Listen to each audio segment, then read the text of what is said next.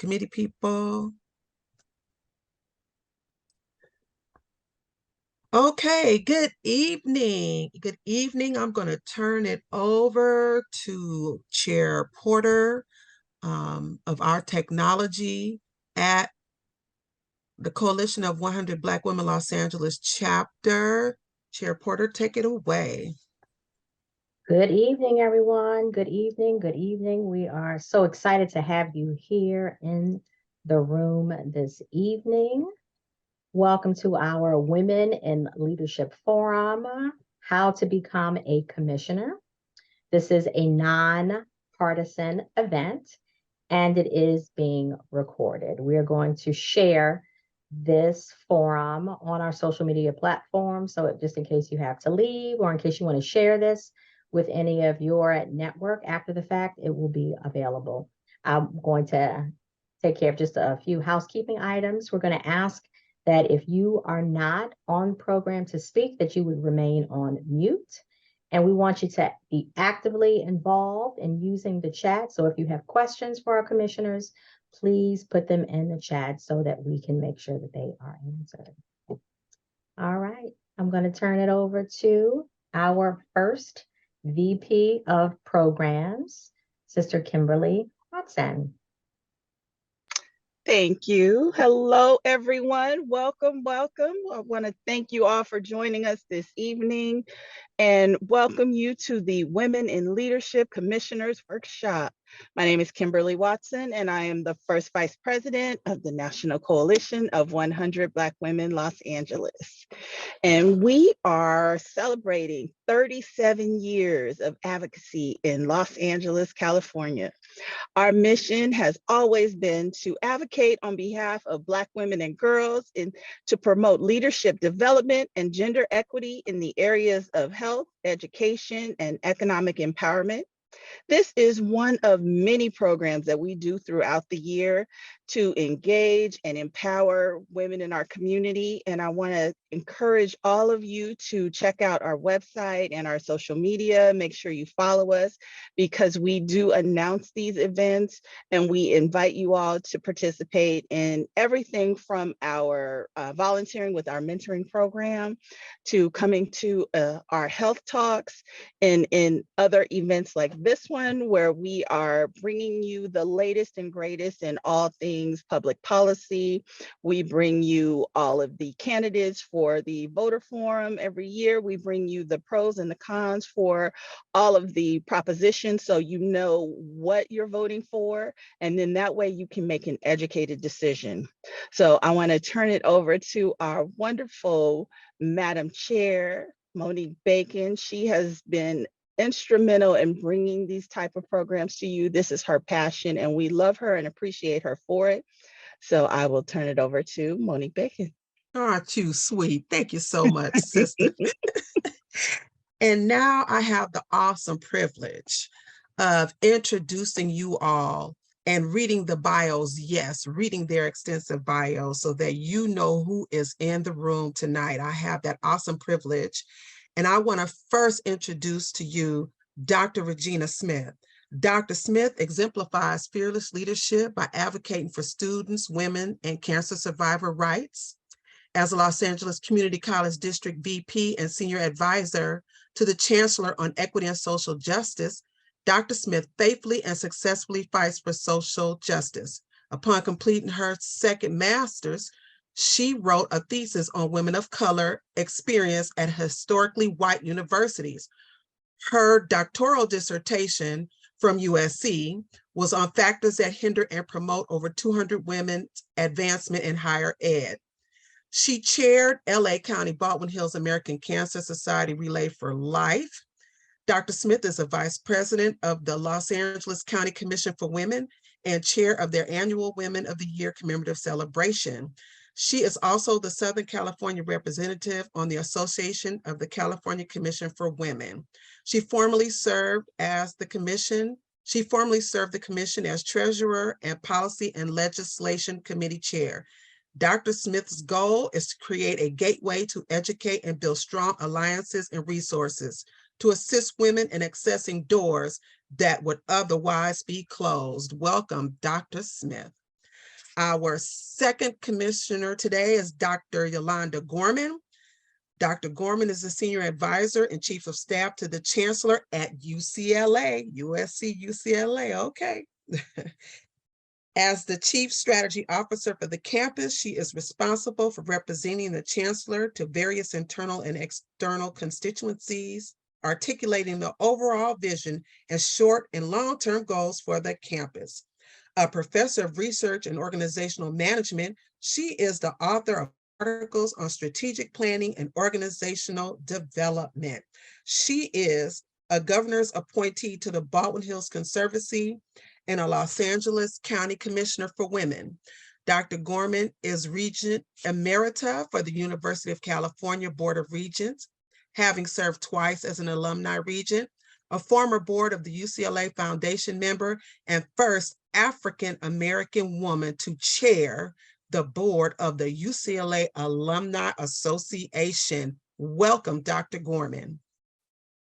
Next, we have Commissioner Griffin, is the Senior Vice President of Communications and External Affairs for the statewide health organization, California Health Medical Reserve Corps.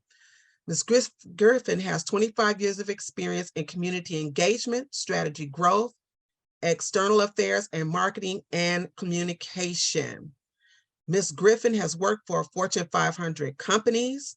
She also served as Commissioner for Women. Ms. Griffin is also the founder of California Black Women's Collective, California Women and Girls Social and Economic Impact Fund, and is the initiator of the State of Black Women in California reports. Welcome, Dr. Griffin.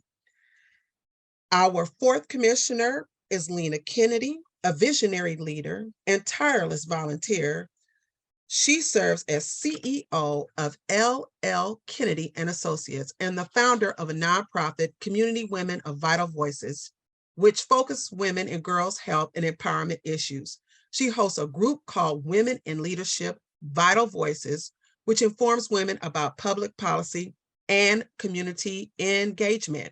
Her board service on numerous civic and arts organizations and volunteering have earned her recognition from numerous organizations. A Pasadena native, she draws strength from her deep community roots and family, which include 10 siblings. Children Thaisa, I hope I'm pronouncing her name right, Jonathan, Chris, and Kari, and 2 beautiful grandchildren, Christopher and Sadika. Welcome, welcome, Miss Kennedy. And our last commissioner of the evening, Sherron, Commissioner Rouzan. Commissioner Sherron, has been a California licensed real estate agent for over 28 years. She has served as a tenured faculty member for the Los Angeles Community College District since 1988, and now serves as an adjunct faculty instructor member with LACCD. Ms. Rouzan is an active member of the 2nd District, serving in a variety of leadership roles within community-based and philanthropic organizations. Ms. Rouzan was appointed to the Los Angeles County Assessment Appeals Board by Los Angeles County Supervisor Holly Mitchell, Chair. Welcome, Ms. Sherron. And let me tell you, ladies, and our guests that are on today, I barely scraped over their extensive bios. These women have done so much and are doing so many different things and wear so many different hats on a daily basis. I have to and must start my question. Why a commissioner? After everything you do, what made you add commissioner to your bios? And if we can spotlight our commissioners, I would greatly appreciate that. And since you're up, if you can get all 4, that would be great. Thank you so much. And while we're pulling everyone up, Ms. Smith, we're going to start with you. Why? Just tell us why, out of all the things that you do, you add commissioner to your list. Because work wasn't finished. It was part of my dream, goal, and desire to move the needle for women in regards to all the inequities. And I wanted to make sure that I could be impactful in the work that I do. And all the work that I was doing was great, but it wasn't pushing the needle where I wanted it to go to help uplift and inspire women. And so as a commissioner for women, it allows me the opportunity to review data, report it out, make recommendations to the board, and really have impact on women. Wonderful. And what about you, Kellie Todd-Griffin? Busy lady yourself? Thank you for having me first again this year. So last Yes. year I came and it was wonderful. And I think there was a sister who wanted to get on a commission last year, and we were able to get her on a commission through the supervisor's office. And so that was one of your members. You know, when I actually, you know, do a lot of work with, you know, the California Black Women's Collective, and we now are 501c3. We're over at Cal State Dominguez through our think tank. And what I've realized is that if you don't really understand how the system works, it's really hard to make, you know, sustainable and scalable change. And so we know that a lot of sisters want to run, you know, sisters want to be appointed to commissions. But, you know, I really wanted to be a commission just to kind of understand how it kind of aligns with, you know, the folks that we've elected and what the commissioner role is. And I'll be honest, I didn't last long because I realized how hard it was, right? It's not just putting commission on your name. And, you know, I had the wonderful blessing to be with, you know, Commissioner Gorman and Commissioner Smith for the Women's Commission. And there was work that needed to be done, particularly for Black women and girls that tend to have kind of the lowest quality of life indexes in the county. And, you know, you have to show up. And so I chose to do it because I wanted to understand the system. And it really is an important role in the process, is what I found out when I said. Thank you. And Dr. Gorman? I would say that my life has been about service.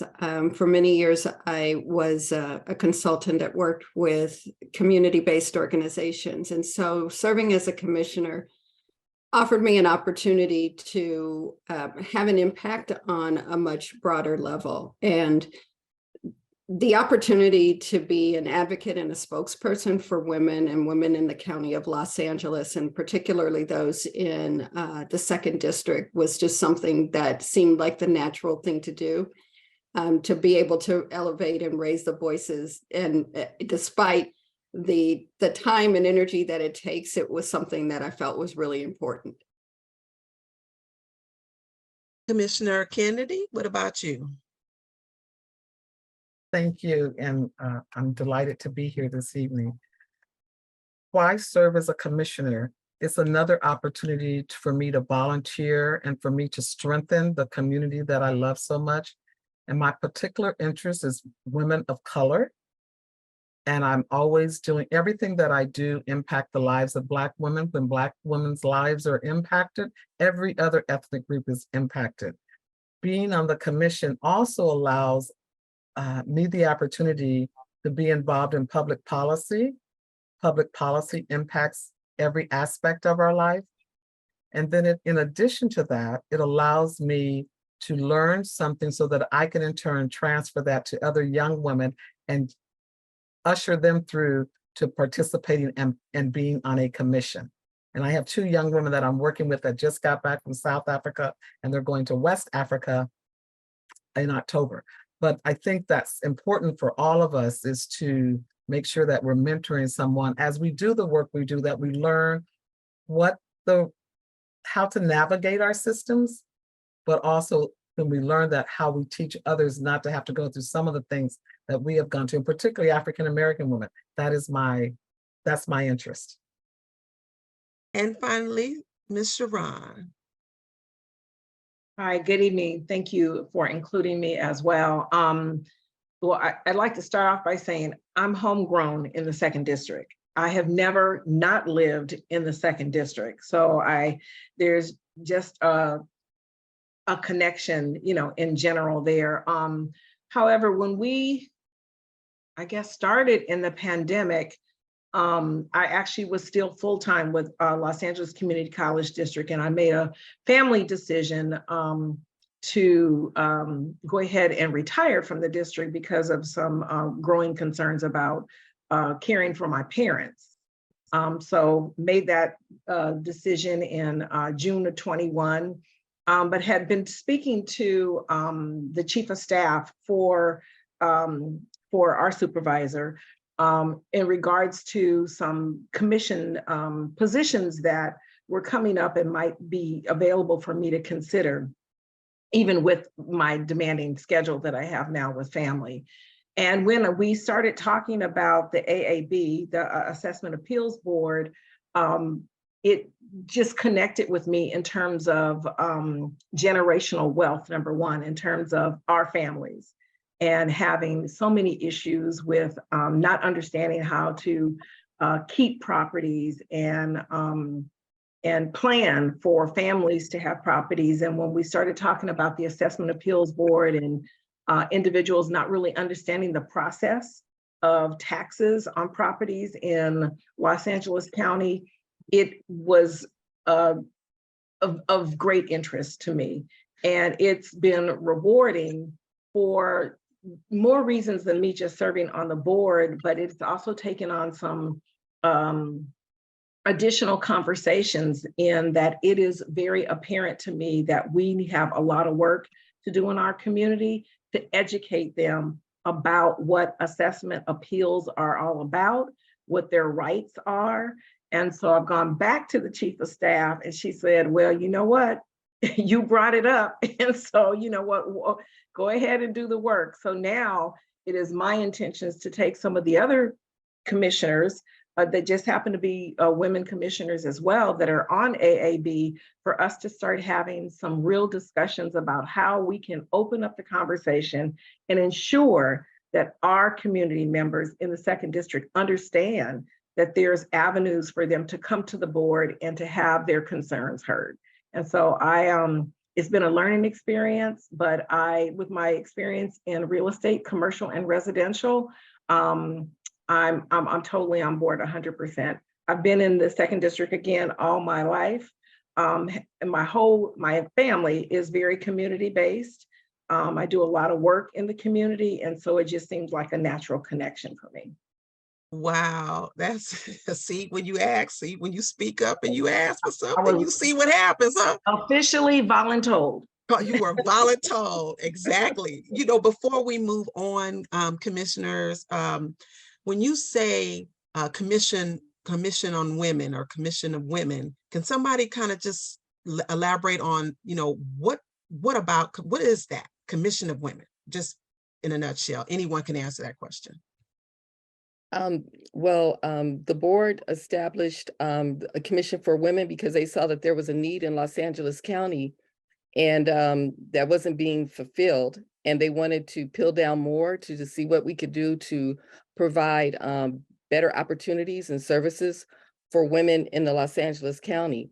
And as a result of that, the board member created, I think we're going to have our 50th anniversary in about 2 years, I think we're our 48th year, created the Commission for Women.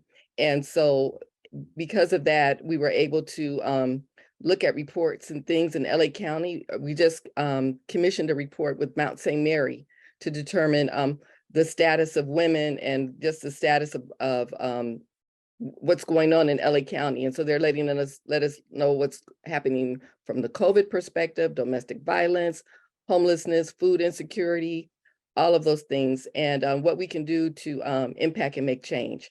And so the Commission for Women, we have several committees that we have. We have our domestic violence committee. We have an education committee where we raise scholarship funds. We have our sexual identity and gender diversity committee. We have a health committee where we talk about the health wealth gap and how we can support women in that area. And so there's a lot of opportunities to, and I'm thinking off the top of my head, you guys can help me if I'm forgetting one. I used to chair, the Policy and Legislation Committee. Yes. And so we look at it from a variety of ways. Like I said, sexual violence, policy and legislation, where we have the opportunity to track legislation, make recommendations to the board. One of the big things that we're doing now is CETA. We're trying to, get enough signatures to talk about how we can eliminate discrimination against women all over the state of California. And so we have a campaign where we're going and talking to all the commissions in LA and counties in the state to get their signatures from Northern to Southern California to support that. And while we're going on, if you all have any questions, please, put them in the chat so that we can address them as we go ahead and continue our discussion with these wonderful women. And so I have a question outside of the questions. And so if there is an issue that pops up, right, that maybe that the commission isn't really necessarily addressing, how are they able to form committees to address those certain issues? Do you have to wait till like a next term, or can a committee be formed amongst the commissioners to handle that issue? Yes, actually, the ad hoc committee that we have is on sexual identity and gender diversity. That was an ad hoc committee that we formed because one of the commissioners brought to our attention that was an area that we had not spent a lot of time on. And so our president developed that ad hoc committee, and that commissioner that brought that information up, voluntold, of course, she got to chair the committee. And so we've been doing a lot of work to see what we can do to support the LA County community in those ways. And we're looking for opportunities to provide orientations and just general information on transgender issues and things like that. So we want to do as much as we can in the LA County. All right. So let me ask you this. What has been the most challenging in your roles? And let's start with Sherron. I think for being on AAB, the process was not challenging in terms of being recommended by the supervisor to become a commissioner. Certainly being on the AAB board, I think, I can be corrected, that we might be the only board that we meet daily for hearings in regards to, citizens applicants that have appeals going forward. So catching up to the thick folder of state Board of Equalization, policies and rules and so forth that we have has probably been the greatest learning experience. However, there was a platform to shadow for some time until you became comfortable to go on to a 3-person panel to start doing the actual hearing. So I think probably the greatest challenge has been, getting myself up to speed in terms of all the information, and even daily now, as we serve on hearings, you learn, additional information every day. So that for myself, that's probably been the greatest challenge. And what about you, Commissioner Kennedy? My greatest challenge, I got on the commission during COVID. And if I were to be frankly honest, it has been the most challenging experience for me, acclimating myself to what I am supposed to be doing in a very constructive way, because we were not meeting in person, and we just started meeting in person. And I think that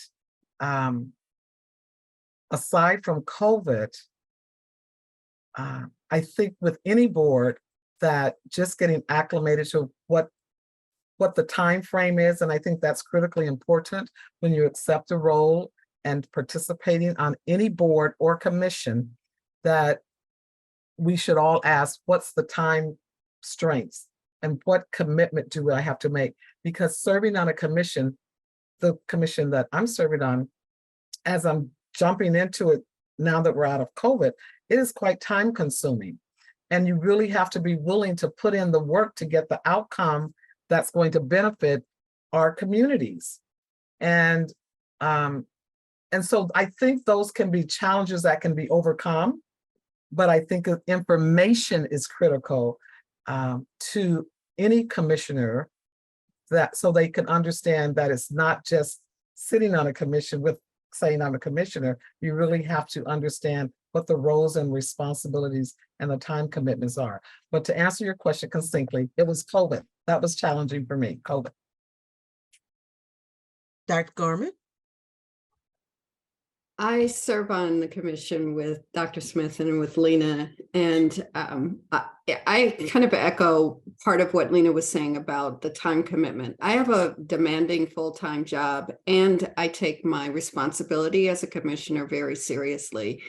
And sometimes it's really hard to strike the balance.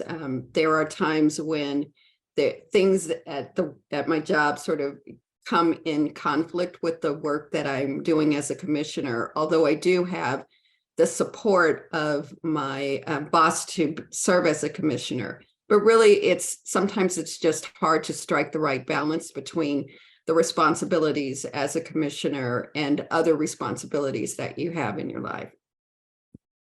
And you didn't even talk about the fact that when you get home, you have to cook, you have to eat. I mean, you didn't even touch that part. But that's enough right there, right? and you, Ms. Griffin. Sure. Like I said, it's not for the weak. I mean, you really do time, as I mentioned. I decided, and we were in COVID when we were all on the Women's Commission, and so and even then there was still a lot of effort, because it's not so much the meeting, it's the committees that you sit on and delivering the work, because the supervisors are really, particularly if you are in the second district, like we were, they really are depending on us to think about what they should be bringing to the board, and those issues that are important to the community, and so I made the decision of, I'm not gonna do that. However, what I do still is I sit on their kitchen cabinet for the second district. And the kitchen cabinet is to look at all of the openings on all the commissions that are in the second district. And there's a couple of ways that we look at it.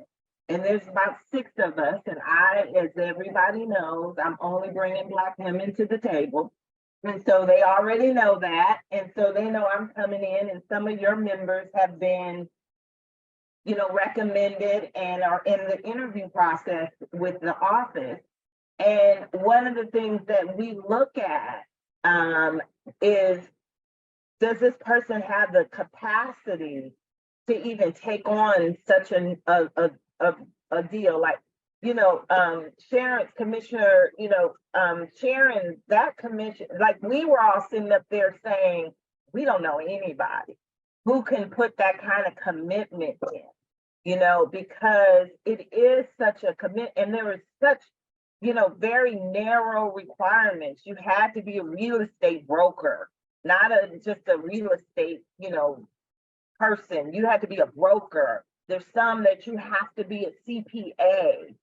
Like we talk about the Women's Commission and those, you're a woman, we're good. And you have to have a passion, but there's some commissions in there that are so specific to just like, your career and what licenses that you need. And so you have to think about, like, is this something that I can actually do? And can I do it effectively with the role that I do professionally, and then the role that I do personally, because we all do stuff in the community. But I think you just have to be aware of what the requirements. But Women's Commission is phenomenal because we all want to focus on women, but there are so many other commissions. We looked at Small Business Commission, and it was so funny when we did it. We were like, we looked at it, and I was like, are these all men? And like on the whole entire Small Business Committee, and one of the other, Kim Hunter was like, well, the fastest growing, segment of business owners are women. How did this not happen? And then Supervisor Mitchell was like, let me look and see whose name is on there. we were just, so it's just understanding where you fit. Where you fit is so important because where you fit is where you're gonna have passion and then the work that you do. Like that, if you want to be a commissioner, you got to have passion for it. And it has to be something that is closely aligned with what you do. Because otherwise, it's so hard to find the time. Wow.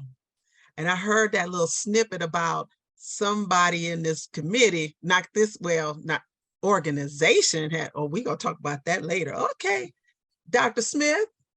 I agree. First of all, I'm just grateful to be here. And I agree with all these wonderful commissioners. And I have the pleasure to have worked with all of them in a variety of ways. And they are on spot with everything that they said. Work balance is really important. I think at this point in my life, it might have been a little harder earlier in my career when you're climbing up that ladder, because there's so much you're trying to do and trying to create the space. And so for me, if I can't give 200%, I'm not going to do it. So I didn't feel like I knew what I wanted, but I knew it wasn't the right time. So now I feel that it's the right time because I have my chancellor, he supports me in what I do. And if your supervisor doesn't support the work that you do and allow you to create the space and see how it may match the work that you're doing on your job, it's going to be very difficult because this work is a lot of work and it's intentional work. So you have, so this is something that you have to get support with. I was blessed that my chancellor did support the work that I do. Matter of fact, when we had our annual fundraiser, LACCD was one of the sponsors for the work. And so that just made it even great. He came out, he saw the presentation, the work, and knew the intentionality behind it and saw how we could advance the community together. So, but I would also say that, I'm a caregiver for my mom, and with work and the commission, you just have to really make sure that you have the space for it. They require on the Commission for Women that you have to participate on, I believe, 2 committees. And so not one, not just be a commissioner, but 2 committees. And so, and a lot of the commissioners are chairing the committees and they're members of the committee. And that is a lot of work. The challenge, adhering to the Brown Act. Because if you're not used to having, being governed by the Brown Act and you're having conversations, texting more than one commissioner about a particular subject could be a violation. And are sending an email to more than one, you have to blind copy, could be a violation. And there are consequences to the violation. Losing commission, getting fined. Some people have gone to jail for violation of the Brown Act. So you have to be really intentional with that work. And so learning how to work around the Brown Act and incorporate it into everything that you do is just really important, and balancing life and making sure your employer is on board with the work because it's a lot of work. So. Yes, we know it is a lot of work and we're not trying to scare anybody away from, but we got to hear the real. We have to hear the real about it, but if you're passionate about something, as I'm hearing you all are passionate about, I understand it's work, but I know you enjoy every doggone bit of it. Otherwise, you wouldn't even be commissioners. I wanted to say one last thing. Yes. I say your supervisor will hold you accountable. Okay. And so I give a report to Supervisor Holly Mitchell, who appointed me, an annual report to let her know what's going on, how I'm representing her in the 2nd district. I was born and raised in the 2nd district. My first interaction with the 2nd district was being a golf champion for my age range in junior high and high school with the 2nd district for their Maggie Hathaway golf course. So, I was born into this, but when it was time to do the work, I let her know what I'm doing. These are the committees I'm serving on. This is how I'm handling situations. This is the bills. This is what the support I got. So she's not blind to the work, because she recently just had a meeting with her commissioners, all her commissioners in the district. And if you're not up on the work that you're doing, you're going to get called out on it. And so we had a chance to meet, get to know each other, the aviation commissioners, the consumer resource commissioners, the mental health commissioners. I mean, it was a beautiful thing. And it's not the first time that she's met with all the commissioners at one time, but she wants to know, how are you representing me? How are you representing this district? What is the work that you're doing? What type of culture are we creating? Do you know each other? And so, so don't think when you're joining something, it's just you're going to be an island by yourself. I mean, there's accountability to your supervisor. You have still your work accountability and balancing. We do have a question in the chat. I have several questions, but I don't want to hog up the time. So Dr. Latoya Brown, I believe there's a question in the chat you'd like to ask. Yes, we have a question from Coalition Sister Sarah Harris. Are there any success stories that anyone can share regarding your work as a commissioner? I'm gonna brag real quick because it just happened. So we have an annual fundraiser for our resilient scholarships. These are scholarships that we provide to young women and girls that are wanting to attend college. And the most that we raised was approximately $37,000 last year. We just found out yesterday that, and I was chair of the committee, the Women of the Year committee. We just found out that we raised the most we've ever raised in the history of the commission. We raised, and when I say raised, we cleared after we paid all the bills, the hotel bills, et cetera. We cleared approximately $86,000. Wow, So that's wonderful. I'm proud of. And it was a team effort because it was a lot of work, but I'm proud that we were able to raise that kind of money this year. And it was the largest ever in the history of the Women of the Year. That's wonderful. Dr. Latoya, I think there's others. Yes, the second question is from our president, Dr. Carmen Downs. Who mentored you at the start and who mentors you currently?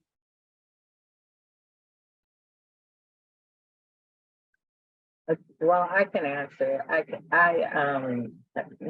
started in politics with now Mayor Karen Bass. I was her communication director when she was in the assembly, all the way through speaker. And so she, when I started working for her, she asked me to convene Black women.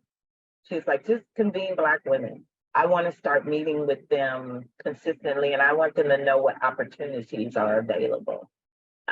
Through my office and through the state, because there's commissioners, and Commissioner Gorman is one of them. It's a state commission. There's city councils. There's commissions at the city level, as well as all of us are county. But there's, and even now with Mayor Bass, she, appointed, she has a lot to go, but she appointed 100 commissioners, 16 of them were Black women. So 16% of those commissioners. So she just really planted the seed of how you can be intentional for me, and watching her and Supervisor Mitchell and also, other sisters throughout the state that have the ability to bring Black women to the table, and making sure it's unapologetic, that they're bringing us to the table because they know if we're at the table, then our community wins, but all communities win. And so I think it really started with Karen Bass, and then it's just grown. And now, I have so many people who mentor me just to be the better me, and to make sure that they have my back every time I'm only talking about Black women, because I only talk about Black women. Oh, amen. Lights. Sister Sister Kennedy, would you like to speak to that? I would, because that just moved me, what you said, Kelly. And I know this is you're at a Q&A, but sometimes you just have to have a sister conversation. And so I just want to comment on what you said, Kelly. That is so critically important, that these policymakers, which many people know them as elected officials, when they are Black, that they don't forget the Black people that helped put them there. And it does not mean that you can't put other people in positions. But when you completely overlook people that look like you and put all of us, and this is not politics, this is policy, what I'm getting ready to say. And it is imperative because we have a 2024 election coming in, which is not politics. When we get engaged, I'm talking policy. It is imperative that all of us as voters, I don't care how you vote, what party you are, that we study these elected officials that are in office before we just go and vote for them just because. But we need to look at what have they done for people like us, because when people like us, and I mean Black people, are at the table and good things happen to them, trust me, statistics have shown it across the country for the last, I don't know how many hundreds of years, everybody benefits. But when others get things, Blacks, it doesn't trickle down to us. And so when we have these elected officials, these policymakers, and they're not being strategic, where you just talked about percentage from the mayor of Los Angeles, if we're not looking at that from all of the elected officials, shame on us. We need to look at what have their track record been, what is their track record, and how do we fit into the puzzle or the equation under their leadership? And if we're not in that, we need to reevaluate, is that the person I want to cast my vote? And when I talk about casting your vote, sometimes people that are non-Black that are elected officials do more for Blacks than the people that are Blacks. So it is our responsibility. And I just wanted to have a girlfriend sister set talk right there. Thank you for allowing me to do that. That's what it's about. This is like a group together, women talking to each other. So you carry on. There's nothing wrong with it. Yes, Sherron, and then Dr. Smith, and then Dr. Gorman, if you want to chime into that. Yeah, I just wanted to say, throughout my career, I've had, mentors within my specific line of employment and education. But the last couple years, I've been exposed to the most phenomenal platform of mentorship that really surpasses individual mentors over my lifetime. And Ms. Kellie, sit back for a second, because that's participating on Sunday evenings with Win with Black Women, and on Monday evenings with the California Black Women's Collective. And if that is not the most phenomenal platform and exposure to sit in a room with Black women, it's something that that the pandemic created, but it is so positive. It is so very positive. And I got an email and a call from Karen Earl one day, that's my run, that's my ride or die. And she said, you need to be on these calls. And so I got on the calls, and I not looked back at all. And when I miss a meeting, I feel like I've really missed something, because I look to those women that are all over the country, and now in Ghana and Hawaii. I know Hawaii is in our country, but outside of the country, that we look up to, and we lift them up and they lift us up. And on a weekly basis, there's check-ins, and there's individuals that are running for election and we just inspire each other. And if it wasn't for those Sunday evening calls, which my kids even know about it, Mom, do we have to be home by 5:30? Yes. And our scheduled Monday evening calls, I think even my decision to take on my commissioner position would have been looked at very differently, because when I got the call, I had the support of all these women that didn't even really know about it, but they didn't know that they were lifting me up with their impact. And I just wish to expose, I send those links to everyone. They should at least check in when they can. That's wonderful. So thank you, Ms. Griffin. Thank you. Thank you for being part of our journey. Thank you. Any other commissioners want to chime in on your mentor? Yeah, I want to just bring it back a little bit closer. And mentors come in at all parts of your life, in all ways of your life. And I think a big part of it is relationship as well, and having women in your circle, both very close and extended.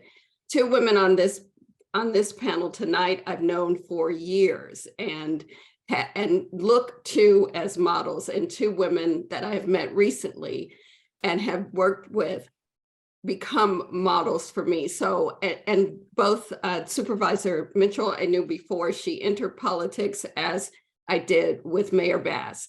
So it is it's the relationships that you build over time with really incredible women who come in and out of your life, who serve as sources of support that you can look to in particular moments to serve as mentors. And so I can't say one, because you're looking at four that serve a really important purpose and role in my life at some point. And these are women that you can pick up the phone and call if you need something. So that for me is a really important aspect of the work and of being in this group of amazing Black women. Dr. Smith? Commissioner Dr. Gorman, you took the words right out of my mouth. That was exactly what I was going to say. When I started my first position out of college, I had the pleasure, and I'm going to date myself, but that's okay. I had the pleasure, before I got into education, my position was working in the state capitol as a senior consultant for the health committee. And my mentors in the state capitol were Maxine Waters, and she was Assemblywoman Maxine Waters at the time, and Senator Diane Watson at the time, and Assemblywoman Teresa Hughes. And growing up in that environment, when I met with them and they mentored me about the ways of the state capitol, my roommate worked for Assemblywoman Maxine Waters, and we just instantly developed a bond. And I mean, it's just been a beautiful thing. And so watching the work from a very young perspective, from these strong women that went on to become congresswomen, I mean, it was just amazing. So, I mean, how they grew me and, let me go and watched me. So they were my initial mentors. I had mentors at the university when I was a student, but those were the ones that just came in and said, yes, yes, no, no, we're going to do this. This is how we're handling this. Follow me, watch me. And I did. I was the good soldier. And so throughout my life, I've had different mentors, but I brought this group of wonderful women together to be in this panel collectively today, because the women here have impacted my life in a way that I'll never forget. And I'm looking forward to continuing this friendship that we've grown into. And you meet people at different stages of your life. I met one at a very early stage of my life, right out of leaving the state legislature work. And then I've met the others as I've gotten into this commission work, and they've all impacted me in different ways and have mentored me and helping me to become the woman that I am today from a variety of perspectives. And I trust these women commissioners and as I'm continue my growth of being who I am. And so it's a blessing to be able to have this panel together to get the support that we have, and to say, I have 4 mentors right here that are supporting me and still supporting me and calling me. I try to return calls as quickly as possible to be there, but it's mutual. You got to give if you want to receive. So when they need something, you got to be available, because I know when I need something, they're always available. So it is a blessing to have you all on here today. I know I'm excited and so inspired. Dr. Latoya Brown, I think there are other questions in the chat. I wanted to, Monique, address the mentor question. Oh, I'm so sorry.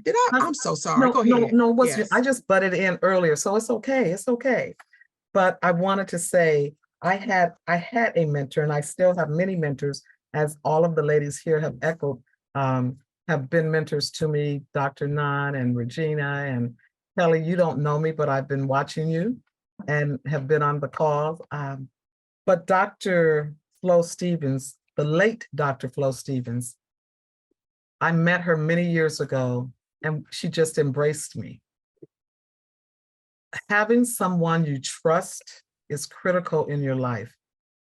Having someone that has walked various pathways can expose you to things and advise you in ways that you don't even know you need advice. And I will say something that she did that I'm forever grateful.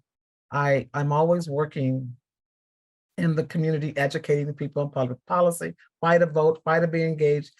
And when President Barack Obama became president, he sent me a letter, and his office sent me a letter asking if I wanted to be an ambassador. When I read all that, I thought, are you kidding? No. And so I didn't do that. And then I start getting calls, what do you want? What is your interest? And I kept saying nothing, nothing, nothing. And I was just talking to Dr. Flo, as we did quite frequently. And I said, they keep asking me what I want. I don't want anything. I didn't do this for any reason. And she said, what? She said, suck it up.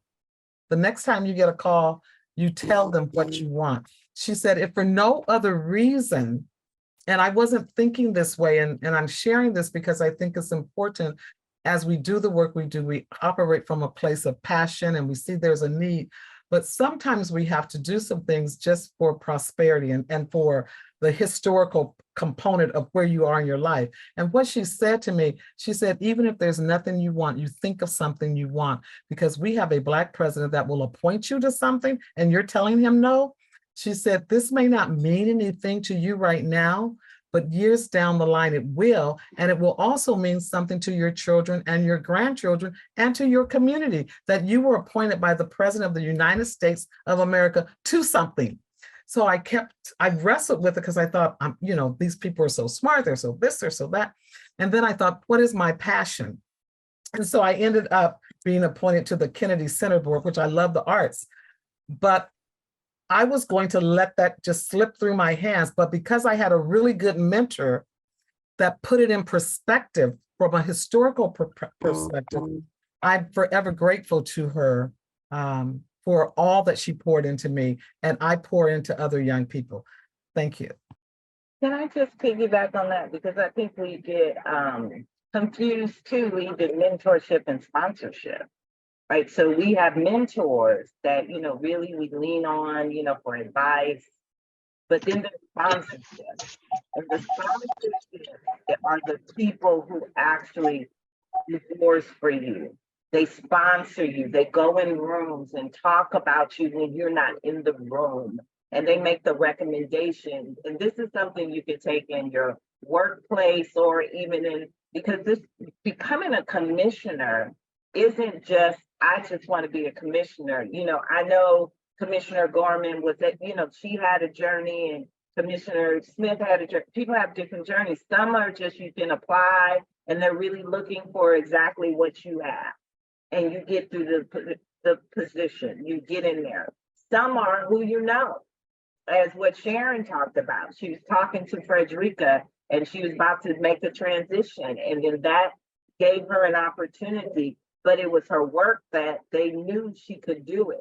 They become your sponsors. They're the ones that say, then she could go to the supervisor and say, I vouch for her to be a commissioner for this. And so just to remember to what, Commissioner Kennedy is saying, it is more than just being asked. It's making sure that the relationships that you're building are relationships that can help you kind of maneuver through all the maze. And you really want to look for people who are in positions that can help sponsor you, talk about you when you're not in the room. In a good way. Thank you for pointing those two things out. That was really, really important. Thank you so much. Dr. Brown, is there some questions, chat? We do have a question. So the next question is from Dorica Brown. How did you put yourself in the position to meet people like Karen Bass? You want to start, Dr. Regina Smith, and we can just work the whole room.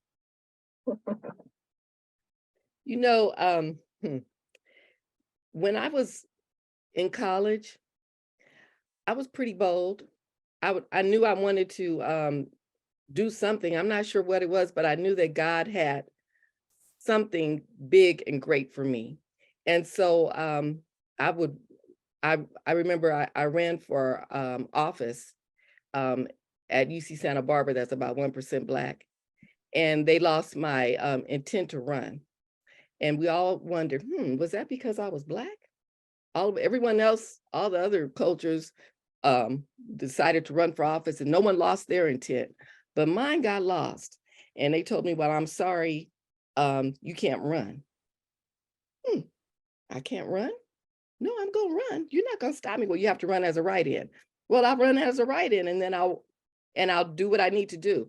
So I learned how to just, it's okay to use your personality to meet people and talk and knock on doors. And I, went to all the fraternities, sororities, the newspapers, long story short, the radio stations, and got endorsements from them to run as a write-in. And long story short, I won, but they didn't think this young little Black girl wearing her little French braids at a predominantly historically white university and a write-in, how dare you, was going to run and win. So I say that to say that I learned early that it's okay to write letters. I would write letters to Diane Watson at the time, State Senator Diane Watson. I wanted to start something in West Africa and support her cause. And as an undergraduate, I told her I was interested in being a part of the cause and what I wanted to do. And she kind of took me under her belt and says, this is what you do. And I started raising, getting clothes donated from widows and orphans in West Africa with her as a student. Who does that? You're a student and you just write a letter to a state senator and say what you're interested in, who you are, and that you've been viewed, and the stories continued like that. So I make myself available and known. And that helped me to open doors. When I got my first gig, it was the same way because they knew my work. I did a lot of volunteerism and I did a lot of internships. And sometimes people only want to get paid. But if it's your passion, sometimes you're not going to always get paid. The work you do is because you're a servant leader and you do the work because you want to do the work.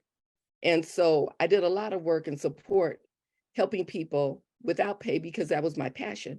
And because of that, people remembered that. And when something came around, as Kellie was saying, they're going to remember you and they're going to say, hey, we got a position coming up. There's something available. So.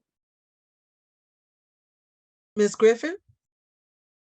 I'm the master convener. So I bring people together. We just go, I just like to bring Black women together. And I think every time I, do that, it's just, people then bring a friend, and then they bring a friend and then they bring a friend. I think at the end of the day, it's, to what, Commissioner Smith is saying is you just lean in. You lean in where you want to be. I believe, politics is local.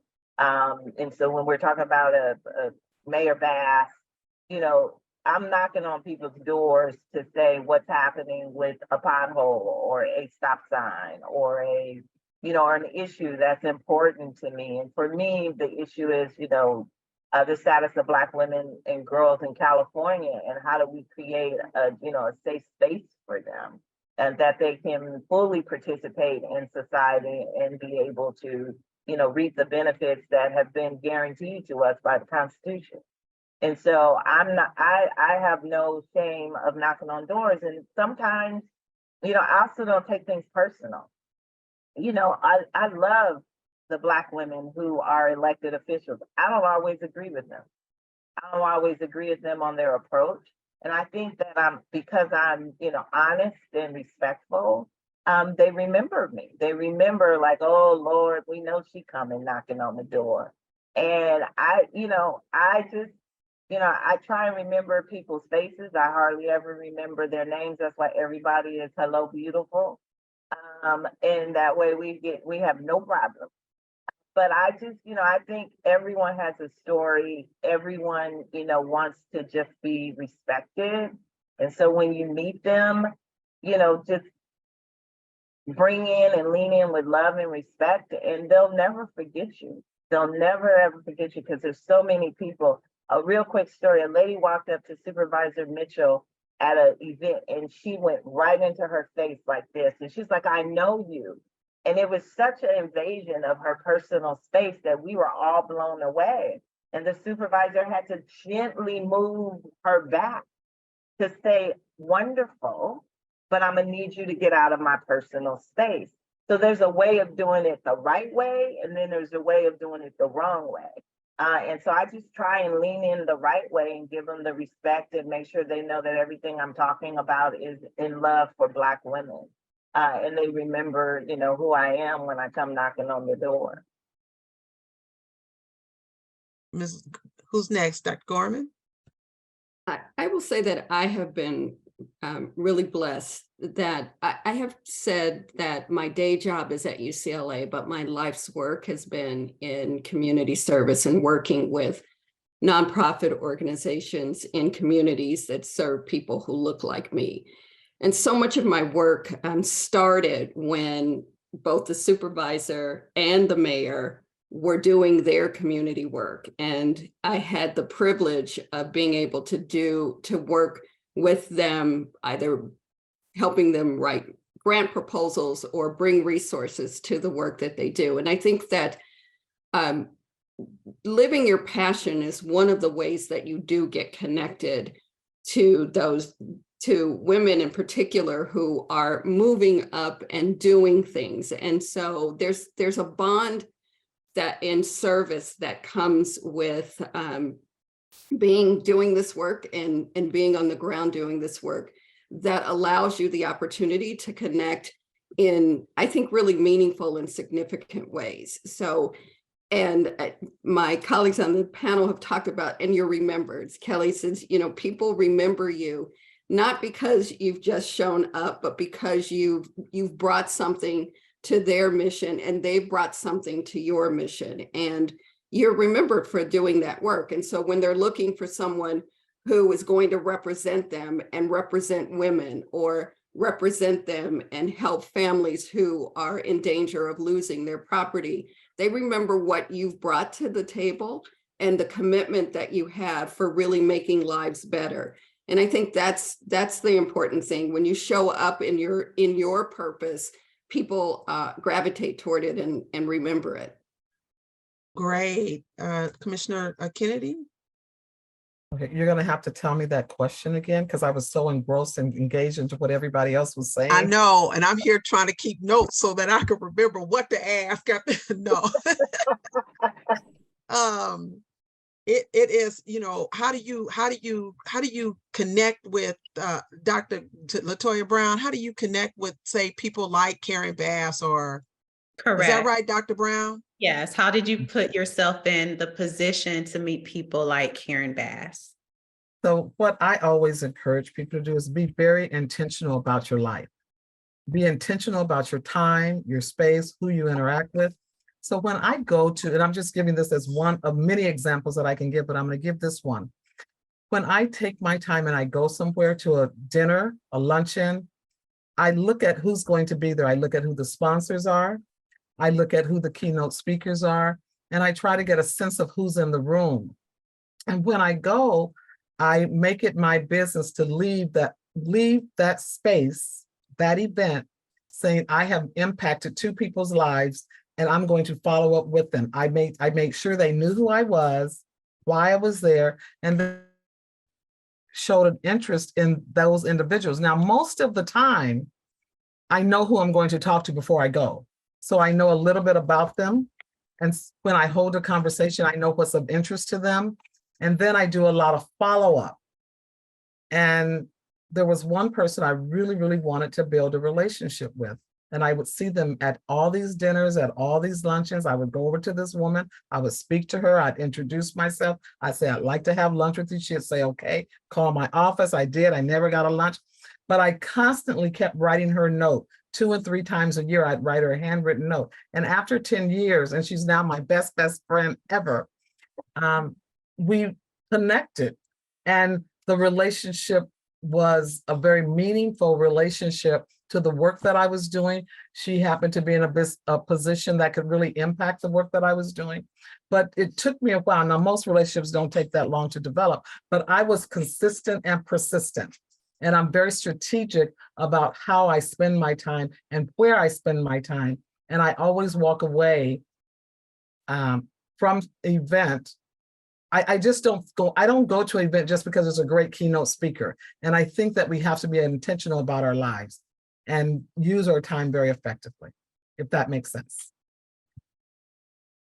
Yes, and Sherron?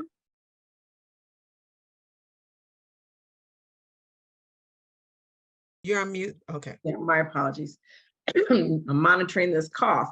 You know, I think I look at it as I've been fortunate to have the surroundings growing up. The base was community service. My dad and Tom Bradley, Mervyn Dimely, Diane Watson. My dad went to high school with Diane Watson. Marguerite Archie Hudson, for those that have been here forever and ever. You know, those were household names and individuals that I just grew up with. Yvonne Breathwaite Berg. So it's almost like I didn't have any choice, but of course I did.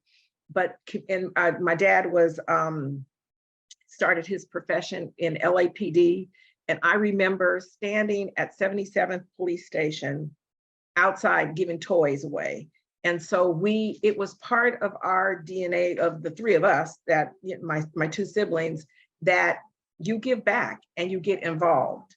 Both of my brothers were at Baldwin Hills Football Organization, where my dad and all his LAPD partners were all the coaches. And so it was about giving back. It was about community. And it just is just part of the bloodline. And so I've been part of the Genesee Center for 35 years. You know, even before Karen Earl was even the executive director. Grassroots, all the way back to when we were on Broadway, right down the street from actually 77th Police Station. So when I looked around to make decisions about how I was gonna, you know, conduct my life, giving back just came naturally. And I raised my kids the same way as well. And so I think when I, you know, make any type of professional decisions, I make those decisions based on who can I bring along with me? What am I learning from this experience? And who can I teach what I'm learning as well? And so it's just been kind of a natural progression. And I look, you know, really as something fortunate as well. That's good. And thank you all so much for sharing. I do have just like one last question, unless, and now I guess once I'm done, if Dr. Brown sees something else in the chat, let's get to the nitty gritty of it all. Do you have to be appointed, or can you apply? Can you give us a little detail about the process? So you can apply. You can go on the state. There's the governor's. If you go to the governor's page, he has all his appointments. You can go to the city, particularly in LA. Mayor Bass has actually a link on her site that if you want to apply. And then you can go to the county, right? So you can go anywhere and you can apply. And then the process is you get appointed. That's just part of the process, right? So you have to apply no matter what. Even if someone says, oh, I really like you, you know, you should sit on a commission, go look at this commission and see. You have to go through the process, and it's application process, and there's an interview process. You know, Supervisor Mitchell for the 2nd District is doing hers a little different. She does have people who apply. Last year, someone was on the call that applied. And, you know, I took her name and connected her, she's in the 2nd District, with the chief of staff. And then they brought her in and interviewed, and she got appointed to that. But that's, you know, again, that whole sponsorship and saying, you know, we're gonna help her. So there's that. And then sometimes you know, there's something that you do that's so specific that there's a commission that's looking for like a real estate broker or a CPA that you may also, you know, meet, you know, someone somewhere and they're like, we're really looking for that to be on the commission, or you know, so it's both.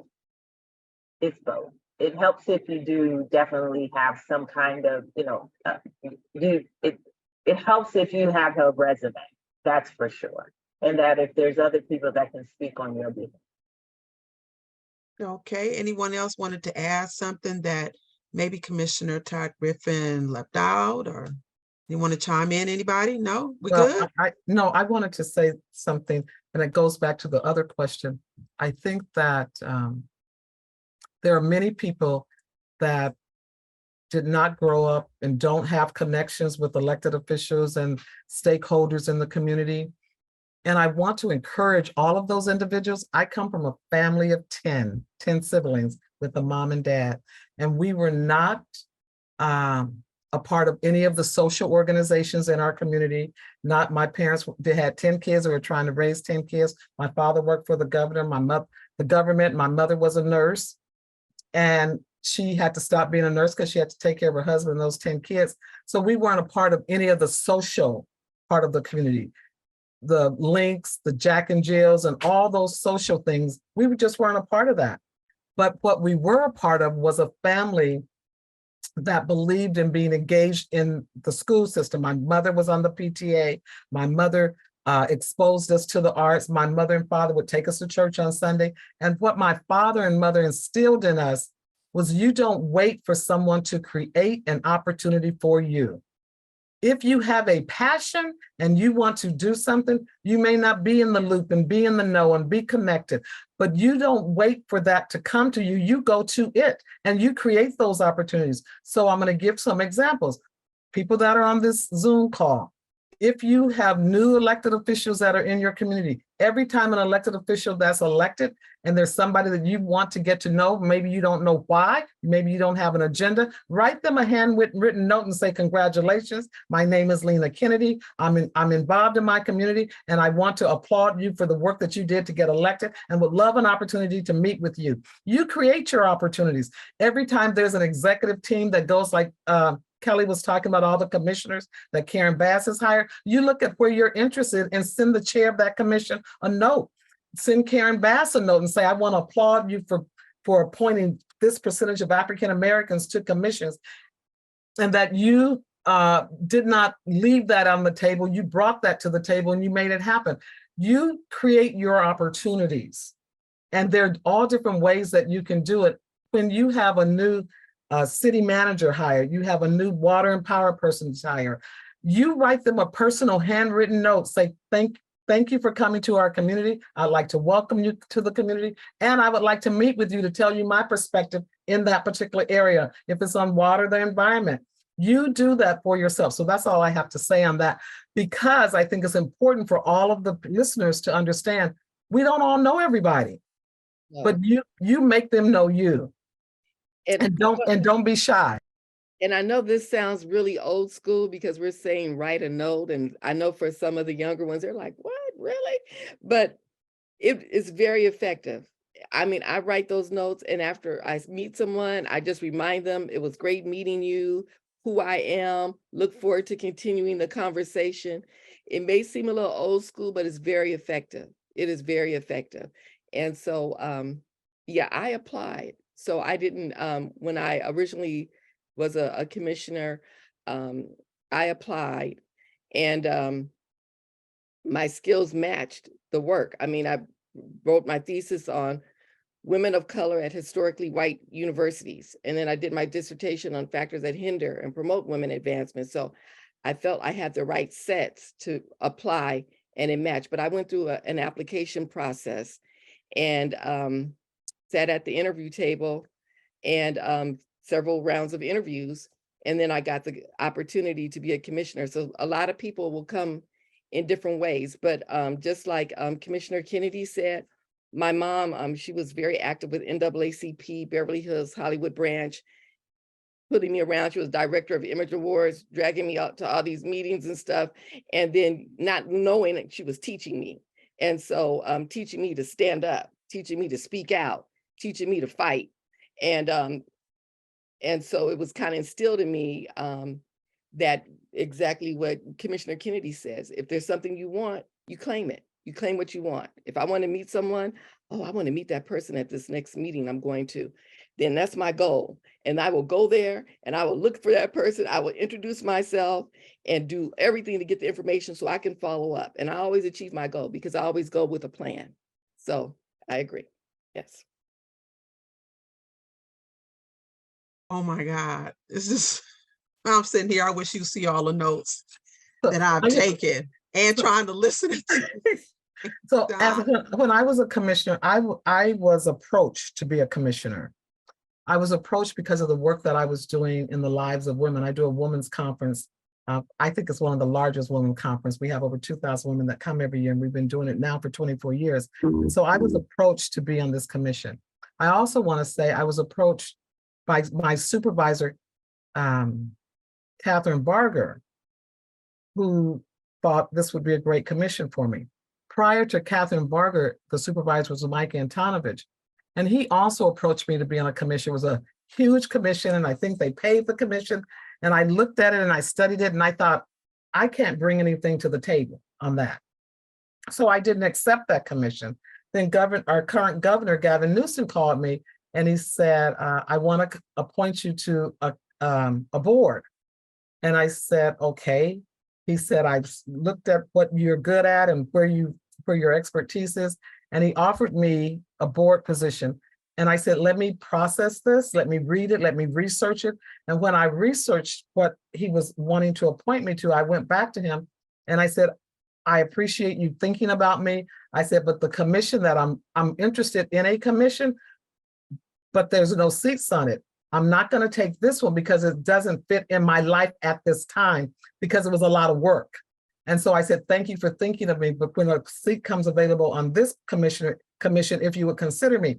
And sometimes we have to know when to say yes and when not to say yes. I'm not saying my no was the right thing to do when you always say no, but you do have to assess your life and make them know that you're not just looking for the status that the governor appointed me to something. Because I did have people say, why did you tell the governor no? But it just wasn't right for my life. But what I want the governor to do when he thinks about me, think about what's good for me and then give me opportunity to say, well, I have 2 commissions open. So I don't know if I'm adding to the flavor of what the audience is looking to, but sometimes we're offered things, but I think it's up to us to research, as Kellie said, what commissions are out there and what's good for us, and approach those people that make the appointments and get to know the appointment secretary or in the governor's office and find out which commissions and which boards pay money. That part. Find out which commissions and which boards pay money. And if you look at those commissions and those boards, you don't see a whole lot of Black people on those that are paying the money. I'm just saying. Right. Or that can help you professionally. Because I know sisters that, have been on the medical association, a board, and it has helped them in their journey, right? Or they're in insurance. And so they look to get some of those public seats on the insurance commission at the state. Those are really, when you think of board and commissions, not just, think of it of how does it help move you forward professionally? Because to put that on your resume is powerful, right? To put that, to tell people I'm Commissioner so-and-so, it means something. It means that you're a trusted advisor to elected officials and departments. There's some commissions that departments that manage the department's budget, that oversee a department's budget, like that they can't, and as Black people, that's important, because if you look at a budget and all of the resources are only going to certain parts of the city, you're being at the table, you could say, what about 9000 such and such? What about, Watts? What about these unincorporated areas of Los Angeles County that don't have cities to govern? Who's picking up their trash? I notice your routes are this way. You know, you have the Metro Board, it's like that handles all the Metro line. You know, it's important for us to be at the table. Don't always look for the board that is glamorous, because the work of the government and municipals and politics are all local.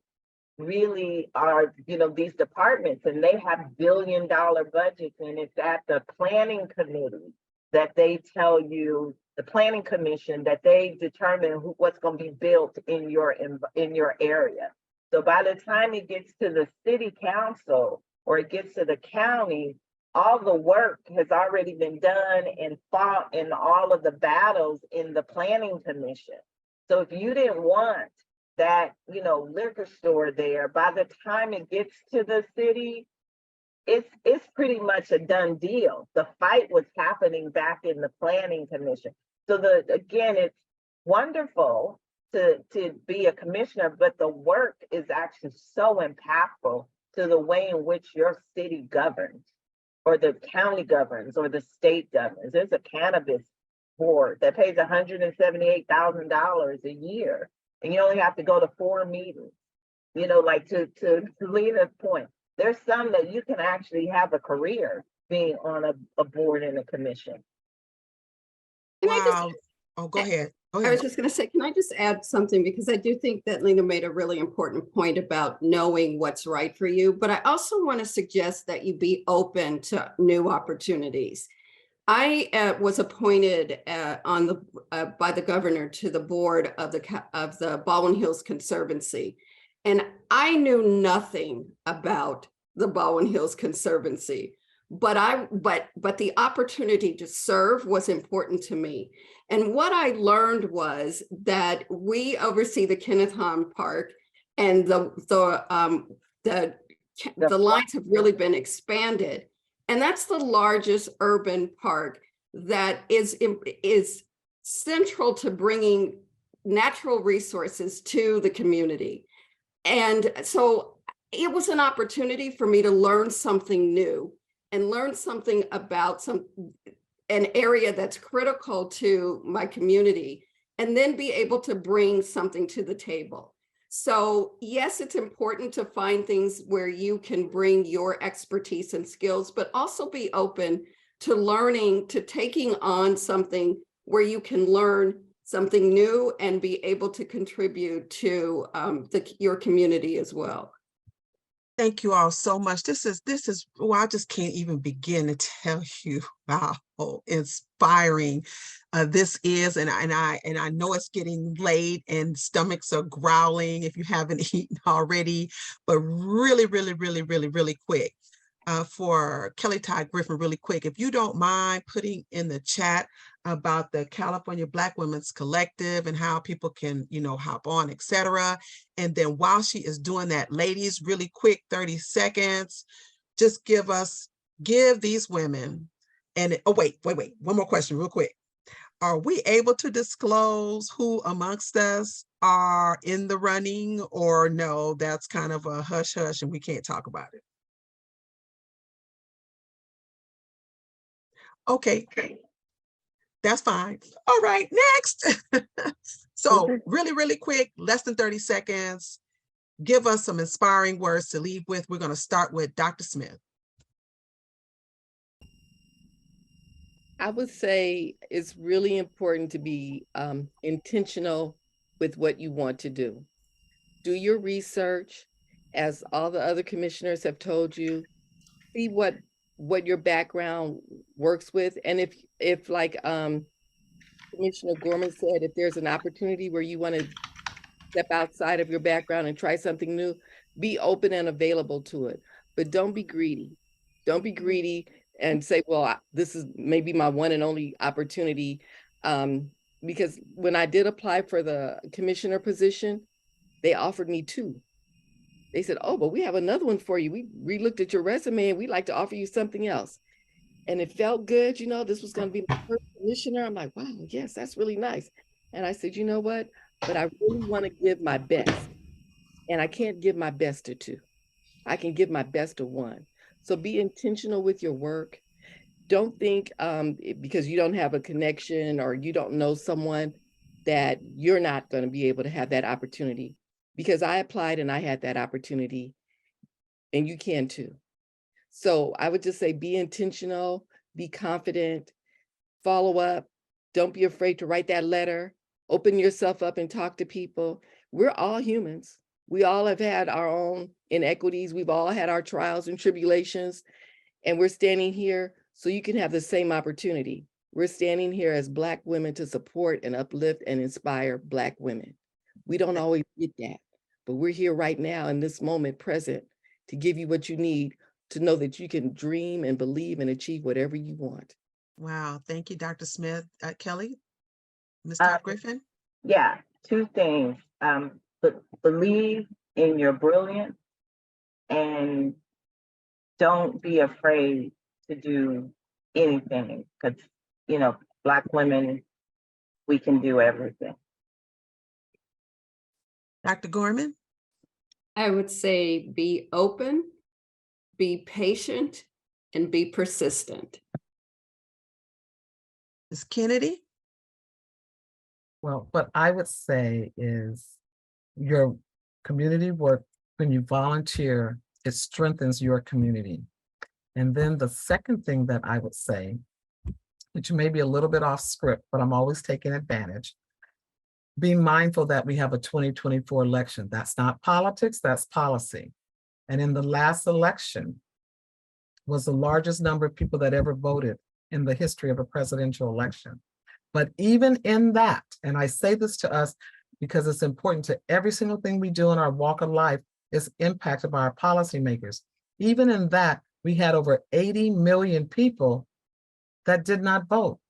So when we talk about commissions and we talk about all these things, we cannot ever forget our right to vote. And I take every opportunity to encourage people to be mindful of that. Thank you very much. Thank you. And last but not least, Commissioner Sherron.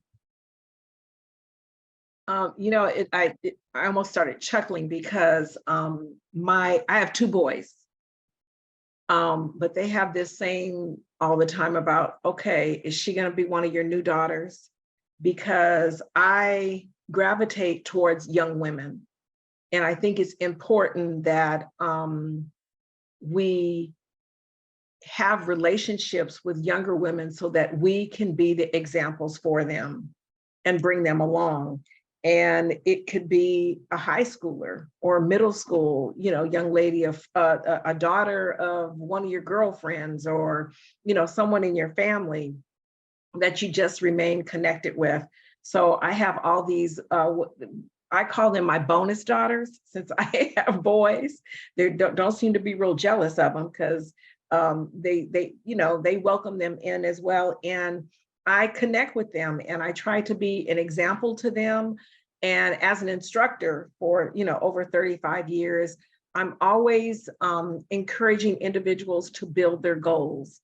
And whether that means you have a piece of paper that you put your short-term goals and your long-term goals down so that you can see them and review them often. And the reason I think the short-term goals are super important is because achievement is critical. And if your goals are too large, sometimes you can't see when it's the end, when is it coming? But the small goals means that you're taking the right steps. And since I am still teaching adjunct, some semesters, I always like to put inspirationals on assignments and so forth. And one of them that I use is a journey of 1,000 miles begins with a single step. Take small steps. See those achievements. And if it means to, go meet your local politicians or go down to one of the organizations in your community and volunteer, or just, do a project with them, then do that and call that, one of the steps that you take to meet your long-term goals. And I think it's really, really important that we bring along young ladies so that they can see, what it took for us to get where we are. Man, I'm just, oh my God. Thank you. Oh Lord. Thank you, ladies. I'm so inspired. And I hope when you say young, you mean like 58, 59, 60, damn young people. And so really appreciate you. And with that being said, our ladies, thank you so much. I want to introduce you all to our president, Carmen Downs, who is going to give you all a big, huge thank you. And in our program, Dr. Downs. I wish I could, I can't even think of the right words, but just know first, Dr. Smith, my coalition sister, all the commissioners, Ms. Griffin, Ms. Gorman, Ms. Kennedy, Ms. Sherron, just know, oh, you put me on the screen, just know you have blessed individuals this evening. I just want to repeat that you have blessed individuals this evening. Oftentimes, we as Black women, we don't have a forum that's safe, that is open, that takes a topic which seems, which could be perceived complex and made it simple, but most important, made it achievable. So thank you, thank you, thank you. Can we all also give a virtual round of applause to our Public Policy Committee, most importantly, Monique Bacon, who I promise you I'm trying to be her when I grow up. I promise you I am. Her energy for this broad topic, but her energy is always, we want to bring commissioners to the table so that they can share their knowledge, so that they can share their experience, so that they can impact the future generations of leaders. So I just want to say thank you, thank you, thank you. And I have so many notes and all these Post-its. I'm going to try to organize them, and I promise you I'm going to put them to work. So thank you again. Thank you. And also I want to give a huge shout out, Dr. Downs, to all of our beautiful committee members, which if they weren't around, Lord have mercy, I don't know what this Zoom would be like. Thank you all so much to our tech team and our committee members and ladies in the chat, which we'll leave up for a second. If you want to find out more about our organization, please look to the chat for the information that Chair Porter placed in there. And on behalf of the Coalition of 100 Black Women Los Angeles chapter, we once again want to thank you all for being with us on this late evening. We appreciate you being here. We are so inspired, and we wish everyone good luck and blessings who want to be commissioners. And thank you so much, commissioners, for joining us. And we just want you all to have a great and phenomenal evening. And this is not the last time we will be talking. And Monique, just one other plug while we still have everyone. We have placed a variety of links in our chat. This is my personal invitation, not only to our audience, but especially our commissioners. I invite you to our Who's Who in the Community Awards ceremony. It will be June 10th. There are many links in the chat, but it is our opportunity to recognize impactful women in the areas of economic empowerment, health, education, and public policy. And we really want to celebrate those women. So you will see a link in the chat where I really hope you will join us as we really highlight and spotlight some very wonderful women. And our guest as well, too. Thank you all so much. Thank you, Dr. Downs. You all have a good evening. And committee, if you can stay around for 2 hot seconds, I greatly appreciate it. Thank you, everyone, and good night.